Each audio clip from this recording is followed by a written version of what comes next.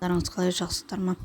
Бүгін біз сердечко печенье пісіреміз. Песочный теснодан өте жұмсақ дәмді болады.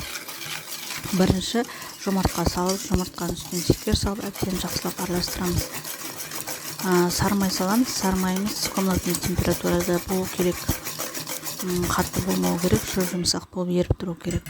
Содан сармайымыз саламыз. Сармайымыз салып араластырып, оның үстіне кішкене ұн салып, кішкене ұн салғаннан кейін жаңағы ванилиніміз саламыз. Ванилиннің үстінен разрыхлитель саламыз.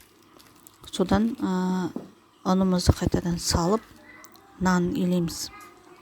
Нан илегенде наны слишком қатты болмау керек, слишком былжатып кетпеу керек, орташа қолға жабыспайтындай етіп иленеді.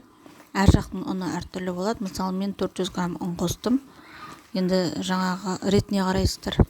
Қамырың слишком қатты болмау керек, слишком мынандай болып тұрмау керек. Қазір тестаммен көрсетем, сондай болу керек. Эластичный болып шығады, қолға жабыспайтын. Жақсылап илеп, осындай қамыр алып илейміз.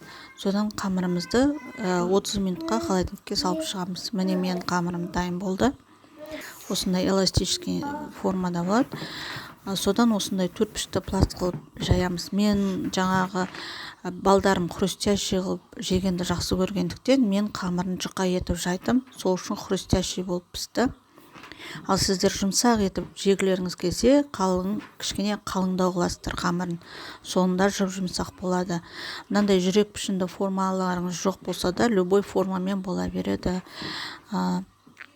Самый главный, печеньенің дәмі өзгермейді, күшті болады. Дәмі деген енді күшті, шаймен ішкенге керемет. Енді балдар да, любой үлкен кісілерге де жақсы болады дәмі деген.